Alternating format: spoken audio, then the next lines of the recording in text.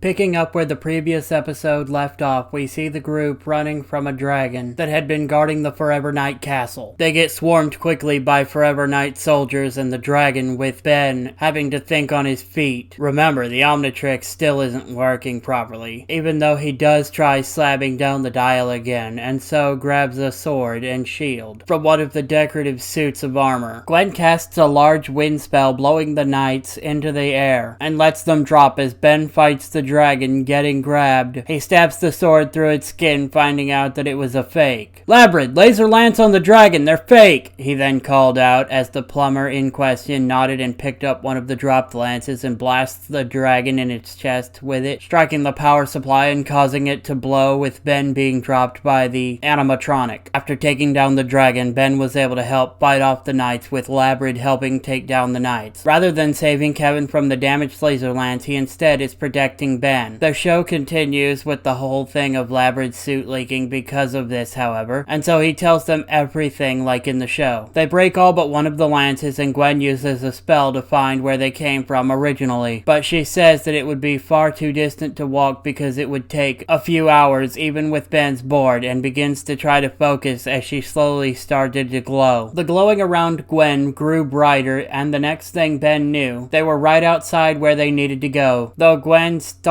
to look faint and he grabs her just as she's starting to collapse. Looking concerned, he then asks, "Are you alright, beautiful?" To which she nods, slowly explaining that the teleportation still took a lot out of her. Ben suggests that they rest for a bit, and when she's recovered they could go in. Once Gwen had recovered, Ben then dug around in his pocket, pulling out some small tube with a button on the top and pressing it. This made the tube extend outward into a staff, and he charged them from the side, striking the guard and knocking them over as the mask falls off their face, revealing they were another of those DNA aliens. We see the DNA aliens at work, as we did during the show, and Gwen questioning how they would get past so many exactly. Though Ben looks at the mask, getting an idea. "I think I got something," he tells her, putting on the mask, making him look like a DNA alien himself. "ID masks are a part of my plumber studies along with weapons training." Gwen gets into one of the hover carts, with Ben pushing it along, not saying anything to anyone, unlike in the show. This does mean there is no "I owe you a call" line from him though. They get to the end of the line, and so Ben removed the mask, with Gwen talking about how cold it was, which he then removes his jacket and puts it over her. After thanking him, Gwen tries to scan the place for Max, though she sighs and says that he was there maybe a couple of weeks back, but he isn't now. Looking saddened by that fact, Ben then decides to finish the mission, telling Gwen they were gonna take out the weapons storage and the main power core of the ship, then get out of there, to which she nodded, going along with him. After finding the weapons room, Gwen blows them to bits, with Ben jokingly says, "Any louder, Gwen?" as they heard the DNA aliens starting to swarm because of the commotion. Though they were handling fighting them off, a larger alien with a purple face that had red eyes appeared, questioning what they were doing there. Though they didn't respond, just taking in the size of this one. The larger alien says that they do not repeat themselves to lower life forms, and to answer him now. When Ben asked if he just called them lower life forms, Gwen jokingly says, "In your case, they have a point," making the alien growl in anger, asking if they dare mock a hybrid commander, to which Ben answers back, "I'd mock anyone that uses the word mock." Ben tells Gwen to go take down the engine while he fought off the leader, to which she nods and tells him be careful, though he laughs and says, "You know me," and Gwen starts to run off while yelling out, "That's what I'm worried about." Though smaller than the hybrid, Ben was a lot more agile and used his plasma blade to cut through the ground as he ran seemingly around in random spots, while also taking out some of the controls, the hybrid telling him they'd have to start over and sterilize the area and wipe out everyone within a 5-mile radius. Taking out his staff again, Ben says to the hybrid, "Yeah, that's not gonna happen," as the alarms start blaring that the main core was damaged and meltdown was imminent. When they charged at him, in anger, he slammed the staff as hard as he could onto the ground, making the cuts cause the floor around the hybrid to dent and collapse inward before completely falling apart. The hybrid tries to fly up, but is struck in the back by one of the falling floor panels, with Ben running off to go find Gwen and get out, the alien commander cursing Ben as he and Gwen teleport out of the area a safe distance, and the whole ship explodes. Oh, that's one down and probably a lot more to go, Gwen says as she starts to collapse again, with Ben holding her up and sighing softly. "Rest now, beautiful. I'll get us home on on my board," he says before activating his hoverboard and began to ride it slowly while making sure Gwen doesn't fall off of it. The next day, Ben and Gwen are considering what they should do next, with Ben stating he'll try to contact Tetrax or Xylene to see if they knew anything about the watch malfunctioning.